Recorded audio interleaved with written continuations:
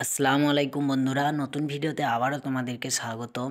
এই ভিডিওটা তোমরা শেষ পর্যন্ত দেখবে আজ। এই ভিডিওটা বলছি কারণ এর মধ্যে ইম্পর্টেন্ট কিছু মেসেজ দিয়েছে আমি, তো তোমরা শেষ পর্যন্ত দেখো ভিডিওটা। কালকে এই ঘরে যুদ্ধ হয়েছে, তাই আজকে আমি এই ঘরটা সাফ করব। যুদ্ধর কথা এই কারণেই বললাম, কারণ হলো কালকে এই ঘরে পার্টি হয়েছে। তো পার্টি হওয়া আর যুদ্ধ হওয়ার মধ্যে কোনো তরিতফাত নেই। কারণ হলো দেখো কত, এই যে কালকে পার্টি হয়েছে, তো পার্টি হওয়ার পরে এখানে কিন্তু ছোট বাচ্চা ছিল খুব কম, সবই কিন্তু বড়রা ছিল এখানে। তো একবারে জঘন্য করে রেখেছে, নিচে উপর একবারে এত সুন্দর করে আমি সোফাগুলো ঠিক সাজিয়ে সাজিয়ে থুয়ে দিই, কিন্তু তা থাকবে কেন? থাকবে না। বসলে এইরকম হয়? মানে পেছনে কি কিছু লাগানো আছে যে বসলেই এগুলো সরানোরা হয়? কি বলবা বলো, কিছু বলার নেই, সব কপাল কপাল। এই যে সামনে মেশিন আছে, এই মেশিন আবার এই কাপড় আছে, কাপড় পানি মেশিন মারার পরে ওই পানি মারা মানে পানি দিয়ে কাপড়ে তারপরে পোঁছা মার। বড় মানুষ তার সত্ত্বেও যদি এইরকম করে তাহলে আর কি করবো বলো? মানে টাকা দিয়ে লোক রেখেছে বলে যা নয় তাই, মানে যেমন করে হোক ছেলেটাকে তো খাটাতে হবে, মানে কাজ করাতে হবে, এই হচ্ছে ব্যাপার। মানে মানুষের একটু বিবেক বলে কিছু নেই যে আমি এই কাজটা করছি বা এটা করছি, এটা কি ঠিক হচ্ছে? এরা এত অসল আর এত মানে কপাল, সব কপাল, মানে এত অলস এক কথায়, যে কোনো জিনিস মানে নিচে যদি পড়ে যায়, কোনো জিনিস খেতে খেতে যদি কোনো মানে জিনিস ধরে নাও পড়ে যায় টাকা ছাড়া, তাহলে সেই জিনিসটা উঠাবার মতো ক্ষমতা তাদের নেই টাকা ছাড়া। টাকা পড়লে ওটা সঙ্গে সঙ্গে তুলে নেয়, কারণ টাকা টাকা জিনিসটা একটু অন্যরূপ। এই টাকার কথা যখন মনে এলো, তাহলে একটা কথা বলি শোনো।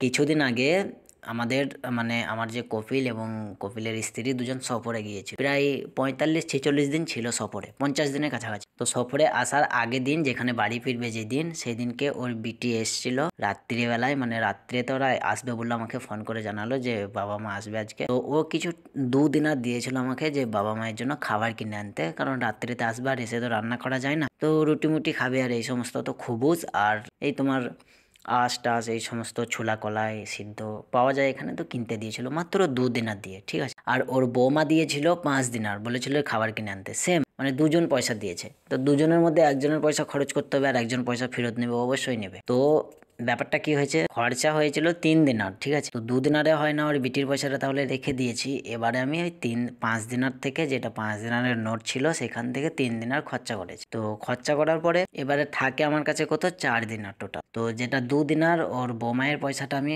ফেরত দিয়ে দিয়েছি, থাকে মাত্র 2 দিনার ওর মেয়ের পয়সাটা। এটা কিন্তু অন্য কেউ জানে না যে পয়সা দিয়ে গেছে, ওরা দুজনই জানে যারা দুজন দিয়েছে।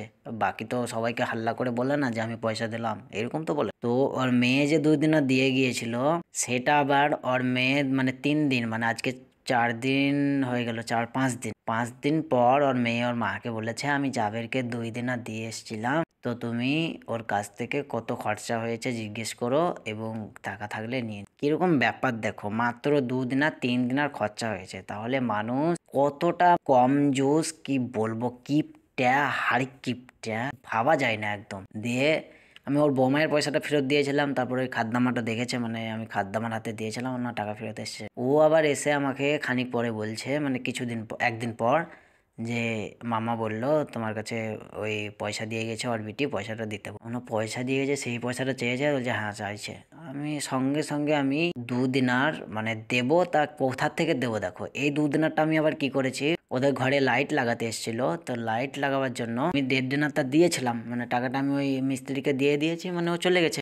ওই টাকাটা কিন্তু আমাকে এখনো পর্যন্ত ওরা দেয়নি, মানে ওদের টাকাই দিয়েছি আমি, আমি নিজের পকেট থেকে দিইনি, অথচ আমার কাছে এখনো হাফ দিনার আছে ওদের টাকা। তা আমাকে টাকাটা বারবার চাইতে আসছে যে টাকাটা দাও। আমার টাকাটা আমি নাই, লাইট লাগিয়েছি। ধর বেটাকে বললাম যে লাইট লাগিয়েছি, এতে খরচা হয়েছে, টাকাটা লাগবে। ধর বেটা বললো দেবো, তো ওর বেটা এখনো দিচ্ছে, 4 দিন কেটে গেল, 4-5। তো ভাবো মানুষ কেমন, মাত্র 1-2 দিনারের জন্য এতটা মানুষ মানে কোথার থেকে কোথাও ফোন করে পয়সাটা চাইছে। মানুষ ভাবো কিরকম মানুষ, তাহলে মানে সব মানুষের কথা বলছি না, কিছু কিছু মানুষ যেমন হাতের 5টা আঙুল সমান নেই, ঠিক সেই রকম কিছু কিছু মানুষ কিন্তু এইরকম কিপটা, একদম হাড় কিপটা, এত মানে কিপটা বোঝা যায় না, বখিল বখিল যাকে বলে। তো এই সমস্ত ব্যাপার, সব মানুষ কিন্তু সমান। কুয়েতে এমন এমন মানুষ আছে যে এত টাকা দেয়, মানে যারা কাজ করে তাদেরকে, ভাবার বাইরে, চিন্তার ভাবনার বাইরে। এমনও মানুষ আছে ঈদের সময়, কোরবানির সময় 300 দিনার 400 দিনার পর্যন্ত হাদিয়া পায়, খালি হাদিয়া, ওটা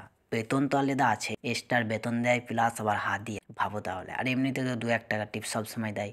কিন্তু আমি এমন বাড়িতে আছি আলহামদুলিল্লাহ, যাই হোক ভালোই আছি, খুব খারাপে নেই। তবে তার মধ্যেও কিপটার বাড়িতে পড়ে গেছে। কিপটার আর কিপটা বখিল যাকে, এই হচ্ছে ব্যাপার।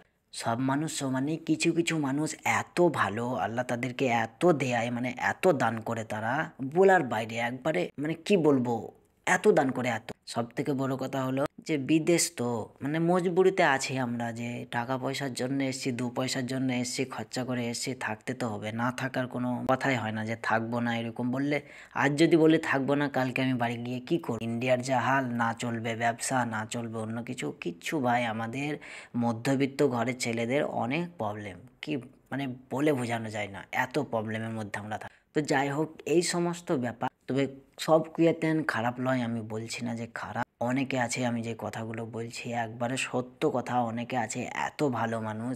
তো যাই হোক, আমি তোমাদেরকে যে মেন মেসেজটা দিতে চাইছিলাম সেটা হলো যে তোমরা কুয়েতে যারা আসতে চাইছো বা আসছো, তারা একটু বুঝে সুঝে আসবে। আর বিদেশ তো নসিব, কপাল, মানে কপাল যার খুলে যায় তার কপাল খুলে গেল।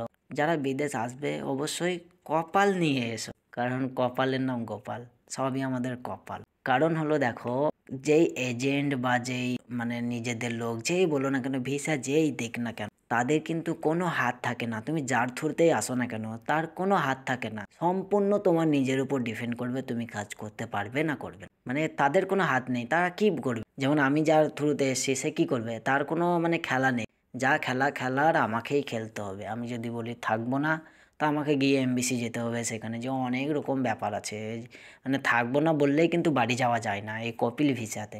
কোম্পানি হলে পারে অনেক সময় কোম্পানিকে বুঝিয়ে বা অন্য কিছু টাইপের মানে যাওয়া যায়, নিজের কাছে পাসপোর্ট থাকে, কোম্পানি থেকে মানে চলেও যাওয়া যায়, যে তুমি পালিয়ে গেলে মানে কোনো কোম্পানি থেকে। কিন্তু এই সব মানে কপিলে থেকে ওদের পাসপোর্ট আমার নিয়ে নিয়েছে, আমি যেতে পারি না কোনো জায়গা। এমনিতে ওদের মন মতো চলতে হয়, নিজের মন মতো তো কোনো কিছু নেই। কোম্পানির কাজ করলে নিজের মন মতো থাকা যায়, নিজের মন মতো চলা যায়, এই হচ্ছে ব্যাপার। কপিল আর কোম্পানির মধ্যে এই হচ্ছে ডিফারেন্ট পার্থক্য। আর বিদেশ মানে কপাল, বারবার বলছি কপালের নাম গোপাল। যার কপাল খুলে গেল সে ভালো, আর যার কপাল খুললো না সে মানে ওইভাবে কষ্টতে থাকতে হবে, কিছু করার। তবে আলহামদুলিল্লাহ, খুব যে খারাপ আছি সেই রকমও নয়, আবার খুব যে ভালো আছি সেই রকমও নয়, মোটামুটির মধ্যে আছি। আমার থেকে আমার আমার যে একটা খালাতো ভাই আছে, সে আরো কষ্টে আছে। মানে আমার থেকে আবার আরো একজন আমার বন্ধু আছে, সে অনেক ভালো আছে, অনেক ভালো, অনেক ভালো। সব মানুষ সমান হয় না, বারবার বলছি, এই হচ্ছে ব্যাপার। তো ভিডিওটা আমি এখানেই রাখছি, দেখা হচ্ছে আবার নতুন কোনো ভিডিওতে, নতুন কোনো টপিক নিয়ে। তো ততক্ষণের জন্য টাটা, বাই বাই, আল্লাহ হাফেজ। সবাই সুস্থ থাকবে, ভালো থাকবে, ধন্যবাদ।